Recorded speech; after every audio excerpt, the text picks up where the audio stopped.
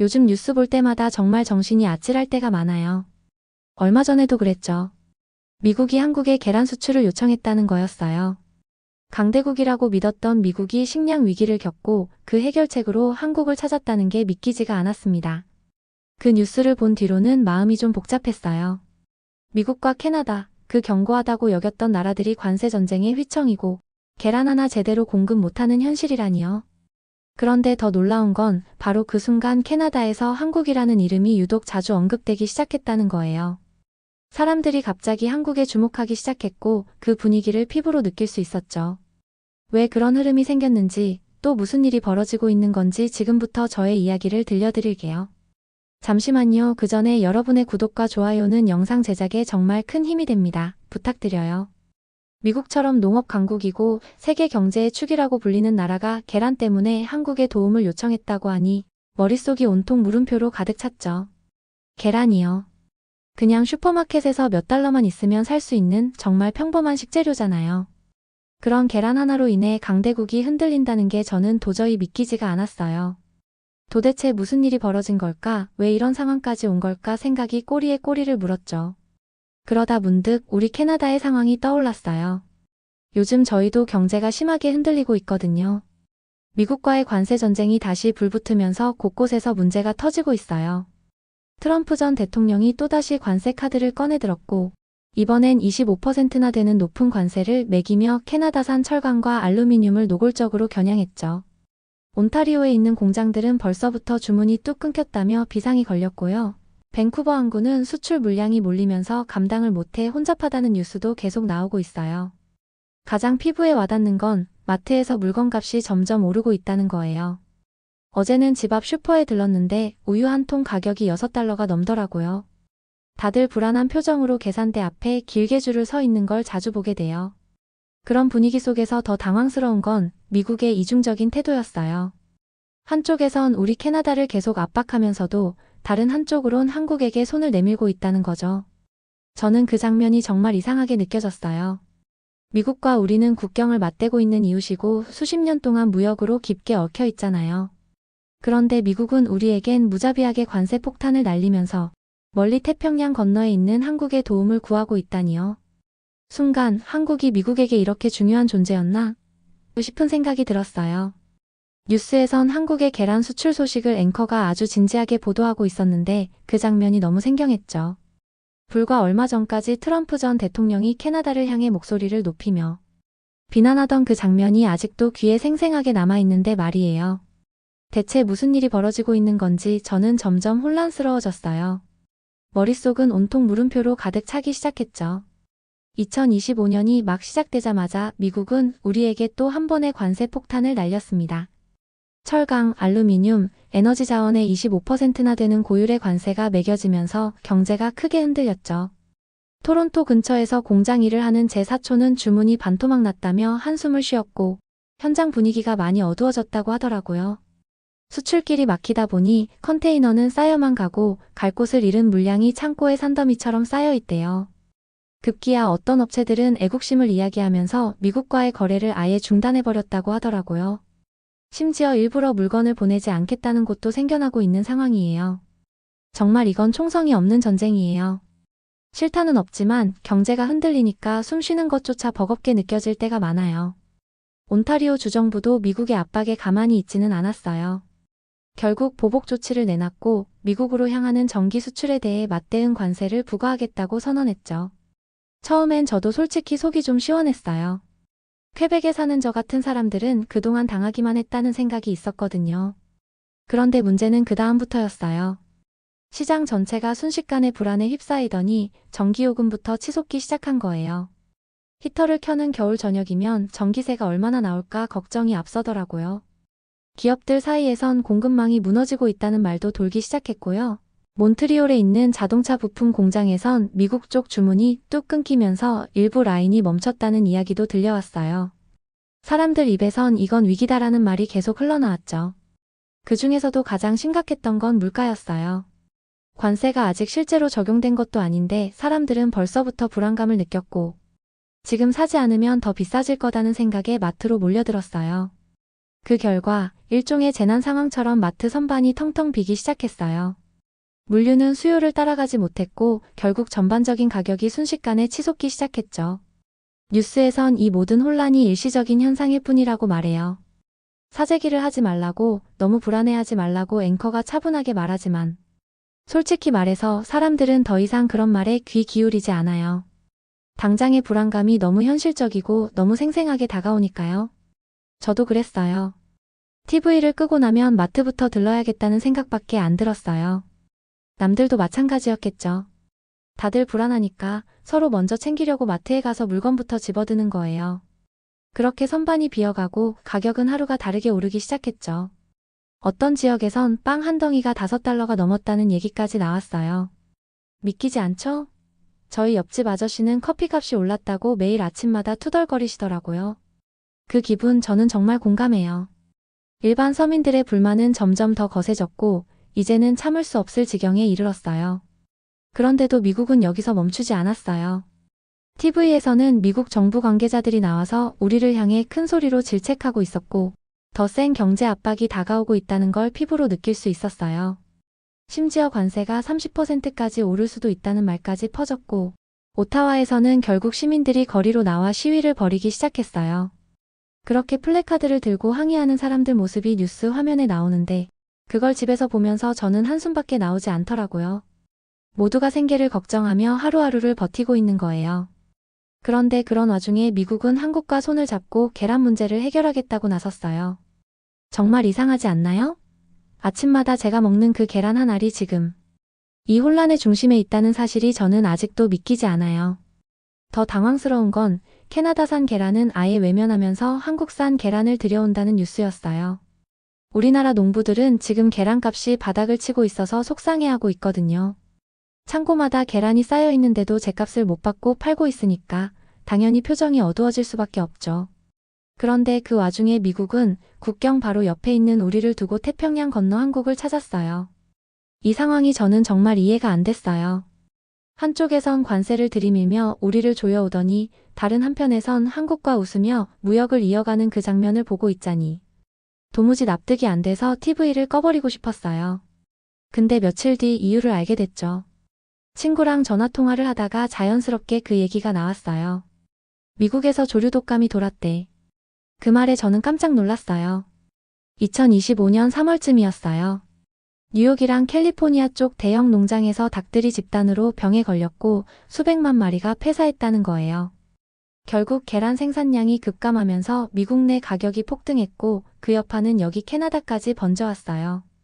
실제로 저도 며칠 전 토론토 마트에 들렀다가 계란 한 판이 $8까지 오른 걸 보고 눈을 의심했거든요. 그러니까 미국은 더 심각했던 거죠. 뉴스에선 소비자들이 슈퍼마켓 앞에서 줄을 서 있다가 소리를 지르며 항의하는 모습까지 나왔어요. 매일 아침 계란으로 식사를 시작하는 미국인들한테 이건 엄청난 스트레스였을 거예요. 그 불만이 커지자 미국 정부는 결국 해결책을 찾아야 했고 그 끝에 한국을 선택했다는 거죠. 캐나다도 미국처럼 비슷한 문제를 겪고 있었어요. 우리나라 농장에서도 조류 독감이 퍼지면서 계란 공급에 차질이 생겼거든요. 그렇다고 완전히 무너진 건 아니에요. 충분히 미국에 도움을 줄 수 있는 여력은 있는 상황이었어요. 그래서 더 이해가 안 됐죠. 왜 우리를 건너뛰고 한국을 선택한 걸까? 그 의문이 머릿속을 맴돌던 어느 날 친구가 저한테 이렇게 말했어요. 한국은 위기에 정말 빠르게 대응하는 나라야. 그 말을 듣고 나서야 좀 감이 오더라고요. 한국은 이미 조류 독감 같은 전염병 사태에 대한 대응 시스템을 탄탄하게 갖춰놨대요. 농부들이 정부와 긴밀하게 협력해서 계란 생산을 빠르게 안정시켰고 수출을 위한 준비도 일사천리로 끝냈다고 하더라고요. 심지어 뉴스에서 6일에 한국산 계란이 미국으로 출발했다는 기사까지 봤는데 그걸 읽고 나서 정말 놀랐어요. 하지만 그건 단순한 계란 수출이 아니었어요. 그건 시작에 불과했죠. 자세히 찾아보니까 한국은 이미 미국의 핵심 파트너로 올라서 있었더라고요. 특히 반도체 산업에서 한국이 얼마나 큰 역할을 하고 있는지 저는 그동안 제대로 알지도 못하고 있었던 거예요. 삼성전자가 미국 텍사스에 대규모 반도체 공장을 짓고 있다는 이야기를 들었을 때 저는 그제서야 조금씩 퍼즐이 맞춰지기 시작했어요. 한국은 단지 농업만이 아니라 첨단 기술 산업 전반에서 미국과 손을 잡고 있었던 거예요. 배터리도 마찬가지였죠. 요즘 미국에서는 전기차 열풍이 불고 있는데 그 중심에 LG와 SK 같은 한국 기업들이 있었어요. 이 회사들이 미국 자동차 회사들과 협력해서 배터리를 공급하고 있더라고요. 그리고 자동차 산업에서도 현대차가 미국 시장을 강하게 흔들고 있다는 소식을 접했을 땐 와, 정말 한국이 미국 산업 전반에서 하나씩 자리를 차지해가고 있구나 싶었어요. 그런 사이 캐나다산 철강은 관세의 벽에 부딪혀 점점 밀려나고 있었고 그 빈자리를 한국의 기술과 상품들이 채워가고 있었어요. 그 속도가 정말 놀라울 정도로 빨랐죠. 하루아침에 수입 결정이 떨어지고 곧장 실행에 들어가는 걸 보면 말이에요. 게다가 미국은 한국에 관세를 부과하겠다는 말조차 꺼내지 않았어요. 제3자의 눈으로 이 상황을 본다면 미국이 정말로 우정을 나누고 있는 동맹은 캐나다가 아니라 한국이라는 생각이 들 만큼이었죠. 그제야 저는 좀 더 명확하게 상황이 보이기 시작했어요. 계란은 그냥 시작일 뿐이었어요. 미국이 한국을 찾은 이유는 농산물 때문만이 아니었어요. 한국의 빠른 대응력, 치밀한 기술력, 그리고 준비된 체계가 미국을 끌어당긴 거였죠. 한때 캐나다산 알루미늄으로 미국 트럭을 만들던 시절이 있었지만 그 시절은 이제 지나갔어요. 이제는 한국산 배터리를 달고 달리는 전기차가 미국 도로 위를 누비고 있었어요. 그 뉴스를 보며 저는 고개를 끄덕일 수밖에 없었죠. 한국이 이렇게 대단한 나라였나 솔직히 그런 생각이 처음 들었어요. 사실 처음에는 웃겼어요. 아니, 계란 때문에 미국이 한국에 손을 내민다고? 그게 너무 낯설고 터무니없게 들려서 회백집 소파에 앉아 뉴스를 보다가 혼잣말로 진짜 별일이네 하며 헛웃음까지 나왔죠. 근데 시간이 조금 지나고 며칠을 곰곰이 생각해보니 제 생각이 점점 달라지더라고요. 한국이 정말 대단하다는 걸 인정하지 않을 수 없었어요. 지금 우리 캐나다는 미국과 서로 책임을 떠넘기고 있어요. 오타와와 워싱턴은 매일처럼 성명서를 주고받으며 신경전을 벌이고 있고 우리 경제는 요동치고 있죠. 미국도 물가 때문에 골머리를 앓고 있는데 그 한가운데서 한국은 놀라울 정도로 조용하게 자기 자리를 지키고 있는 거예요. 혼란의 한복판에서도 중심을 잃지 않고 오히려 제 몫을 해내고 있는 모습이 참 인상 깊었죠. 그 차분함, 그 안정감이 너무 대조적으로 다가왔어요. 마치 폭풍우 속에서도 미동조차 하지 않는 단단한 배 같은 느낌이랄까요? 그리고 그 안정감은 단순히 산업이나 경제에서만 오는 게 아니었어요. 문화적인 힘도 무시할 수 없다는 걸 새삼 느꼈어요. K-드라마, K-팝 정말 대단하더라고요. 토론토에 사는 제 조카는 방탄소년단 콘서트 티켓을 구하려고 컴퓨터 앞에 앉아 몇 시간이고 새로 고침을 눌렀다더군요. 넷플릭스를 켜도 한국 드라마가 상위권에 늘 올라있고 저도 회사 동료들이랑 맥주 한잔하면서 오징어 게임 얘기 나누던 게 아직도 생생해요. 근데 그땐 그게 단순한 유행이라고만 생각했어요. 그런데 아니었어요. 문화의 영향력이 단순한 유행이 아니었어요. 그게 결국 경제력으로도 이어진다는 걸 저는 그제야 깨달았어요. 한국은 드라마로 전 세계 사람들의 마음을 사로잡았고 기술로는 세계 시장을 움켜쥐고 있었죠. 문득 그런 생각이 들었어요. 우리 캐나다의 메이플 시럽이나 하키가 이 정도 영향력을 가진 적이 있었던가? 하고요. 미국이 한국을 찾은 건 단순히 계란 때문만이 아니었어요. 그건 그냥 하나의 계기였을 뿐이죠. 이미 한국은 미국의 깊은 신뢰를 얻은 파트너였고 그 신뢰는 반도체로 스마트폰을 돌리고 배터리로 전기차를 움직이게 만든 나라에게 주어진 거였어요. 그리고 그 기술들이 다시 미국 경제를 움직이고 있었고요. 계란에서 기술까지 한국은 미국의 빈틈을 조용히 메우고 있었던 거예요. 그 모습을 보니까 가슴 한구석이 좀 쓰라렸어요. 한편으론 자존심도 좀 상했고요. 지금 이 순간에도 토론토의 공장들은 문을 닫고 밴쿠버 항구는 물량을 감당하지 못해 뒤엉켜 있는데 한국은 그 먼 태평양 건너에서 아무 말 없이 자기 몫을 해내고 있었어요. 미국과 국경을 맞대고 있는 우리가 왜 이런 기회를 잡지 못했을까 그 생각이 하루 종일 머릿속을 맴돌았어요. 정말 옆집처럼 가까운 나라인 미국이 우리를 놔두고 한국을 선택하는 모습이 왠지 모르게 씁쓸하게 느껴졌죠. 하지만 동시에 한국을 보며 배울 점이 너무 많다는 생각도 들었어요. 지금 우리 캐나다는 관세 전쟁의 소용돌이 속에서 갈피를 잡지 못하고 허둥대고만 있어요. 정부는 협상을 한다며 매일 뉴스에 나오지만 물가는 계속 치솟고 국민들은 분노하고 있죠. 그런 혼란 속에서 한국이 미국에게 신뢰받는 파트너로 떠오른 건 결코 우연이 아니라는 걸 이젠 저도 인정하지 않을 수 없었어요. 그건 단순한 운이 아니었어요. 한국이 그렇게 된 건 오랜 시간 동안 쌓아온 노력과 준비의 결과였던 거예요. 기술 혁신으로 앞서 나가고 문화로 사람들의 마음을 움직인 나라 그게 바로 한국이었죠. 사실 처음엔 인정하고 싶지 않았어요. 괜히 속이 좀 뒤틀리는 기분이랄까? 하지만 결국 우리보다 한 발 앞서 있다는 사실 받아들이게 되더라고요. 그러면서 생각이 들었어요. 우리 캐나다도 이제 새로운 길을 찾아야 하지 않을까? 미국에만 기대는 건 한계가 있다는 걸 이번 사태로 너무나 뼈저리게 느꼈으니까요. 오타와에서 터져나오는 시위 소리 그날 밤 TV 화면을 뚫고 제 귓가로 희미하게 들려오던 그 소란 속에서 저는 문득 창문을 열고 차가운 공기를 마셨습니다. 그리고 그렇게 다짐했죠. 지금 이 혼란이 어쩌면 우리에게도 기회일 수 있겠다. 한국을 보며 배운 유연함, 위기를 기회로 바꾸는 그 힘, 우리 캐나다도 그런 힘을 찾아야 한다고 생각했어요. 그래서 다음엔 우리도 누군가에게 SOS를 받는 나라가 될 수도 있지 않을까? 그런 조심스러운 희망이 생겼습니다. 주말이 되자 친구들과 모였어요. 늘 그렇듯 거실에 모여 맥주캔을 따고 피자 한 조각씩 들고 앉아 이런저런 얘기를 나눴죠. 최근 화제는 단연 미국의 계란 SOS와 관세 전쟁 이야기였어요.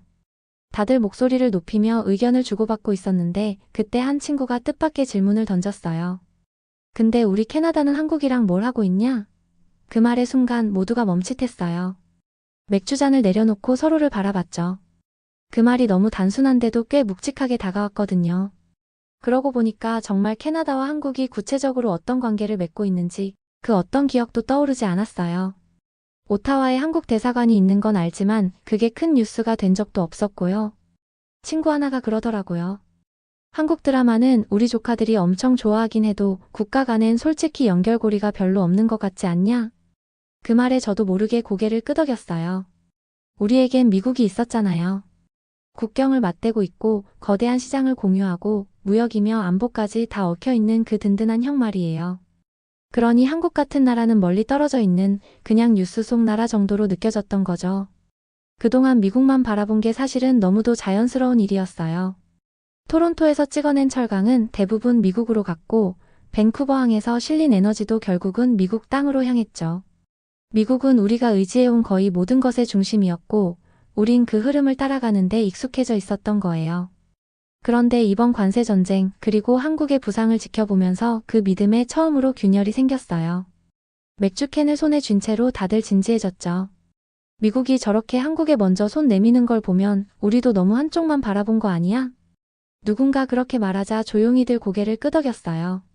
계란 하나로 시작된 이 상황이 사실은 반도체, 배터리, 전기차까지 이어지는 거대한 신뢰의 흐름이었다는 걸 깨달았으니까요. 그리고 그 안에서 우린 뭔가 중요한 걸 놓치고 있었던 건 아닐까 하는 생각이 머릿속에서 떠나질 않았습니다. 그러던 중 친구 한 명이 갑자기 진지한 얼굴로 말했어요.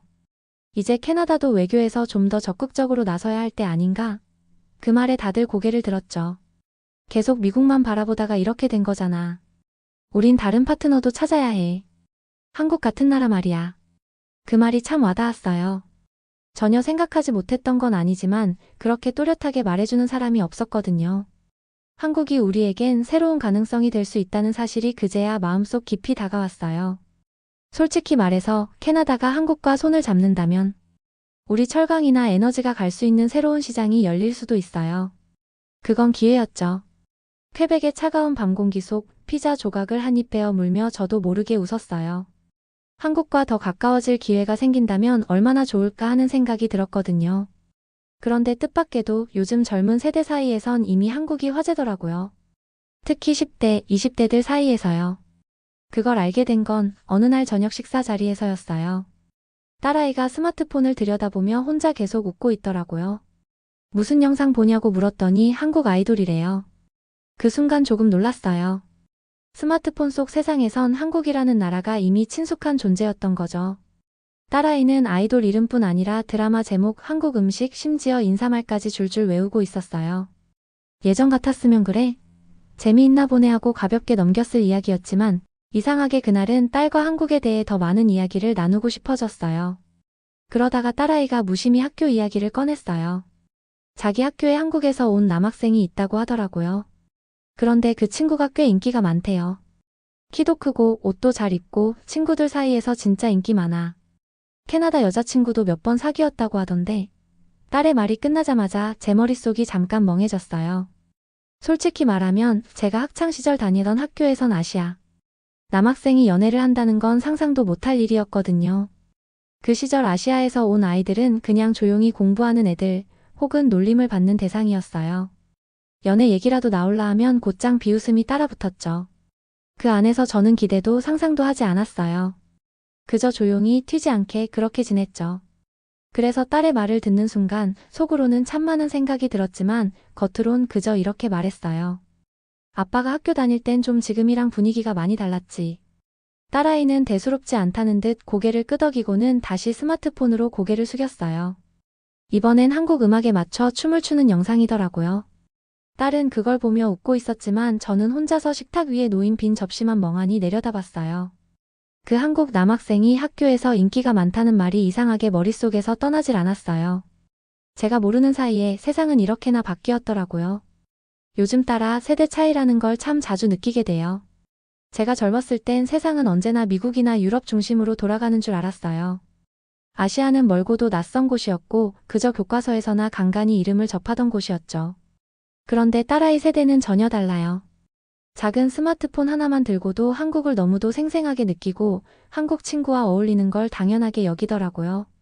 퀘벡 거리를 아무리 걸어도 한국어 간판 하나 보기 힘들었던 제게 딸아이 방 벽에 붙은 한국 가수 포스터는 그야말로 신기한 장면이었어요. 그때 처음 생각했어요. 아, 세상이 바뀐 게 아니라 한국이 그 변화를 주도하고 있는 건지도 모르겠다고요. 물론 이런 변화가 싫다거나 불편하다는 건 아니에요. 전혀요. 오히려 그날 퀘벡 지방 거실에서 딸아이와 나눈 한국 이야기를 통해 저도 마음이 조금씩 열리고 있었어요. 딸아이가 환하게 웃으면서 한국 아이돌 영상을 보여주며 설명할 때 전 그저 고개를 끄덕이며 웃고 있었죠. 예전 같았으면 이해 못하고 넘겼을지도 모르는데 이젠 달라졌어요. 세상이 이렇게 움직이고 있다면 저도 그 흐름을 무시하지 말아야겠다고 느꼈거든요. 그리고 뉴스를 통해 더 깊이 들여다보니 놀라운 사실들이 보였어요. 미국의 수많은 동맹국 중에서 유일하게 제재나 압박을 받지 않는 나라가 바로 한국이라는 사실이 정말 인상 깊었어요. 지금 캐나다는 미국과의 관세 전쟁 속에서 매일같이 긴장을 이어가고 있어요. 유럽의 여러 나라들도 무역 갈등에 휘말리며 혼란을 겪고 있고요. 그런데 그런 상황 속에서도 한국은 유독 조용했어요. 트럼프 전 대통령이 관세를 무기로 전 세계를 압박하던 시절에도 한국은 눈에 띄게 대응하지 않았어요. 그저 자기 자리를 지키며 묵묵히 실력을 쌓아가고 있었죠. 그 침착함이 참 인상 깊었어요. 저는 한국이 과연 어디까지 성장할 수 있을지 이제는 정말 궁금해졌어요. 딸아이가 말해줬죠. 자기 학교에 있는 한국 출신 친구가 학업 성적으로 매번 상을 받는다고요. 심지어 캐나다 아이들조차 그 친구를 따라잡으려 애쓴다고요. 그 말을 듣는 순간 깨달았어요. 그건 단순한 개인의 능력이 아니라 그 나라 전체의 저력과 잠재력을 보여주는 장면이라는 걸요. 이런 나라와 지금 우리가 가까워지지 못한다면 그건 분명 큰 기회를 놓치는 일이 될 수도 있겠죠. 그래서 저는 앞으로 이런 변화를 조금 더 지켜보고 싶어요. 한국이 어디까지 뻗어갈지, 그리고 캐나다가 어떤 방식으로 그 흐름에 함께할 수 있을지 기대하면서요. 지나치게 보수적인 시선, 불필요한 경계심은 이제 조금 내려놓고 국제 정세를 냉정하게 바라보면서 우리가 함께 나아갈 수 있는 새로운 파트너를 찾는 것, 그게 지금 우리에게 필요한 자세 아닐까요? 오늘 저는 한 명의 평범한 시민으로서 조심스럽게 제 생각을 말씀드렸습니다. 혹시 여러분이 생각하시는 다른 의견이 있다면 주저하지 말고 들려주세요. 제가 미처보지 못한 시선이 있다면 기꺼이 귀 기울여 듣고 다시 생각해 보겠습니다. 오늘 영상은 여기까지입니다. 오늘의 영상이 좋으셨다면 구독, 좋아요 꼭 부탁드려요. 그럼 오늘도 행복한 날 보내세요.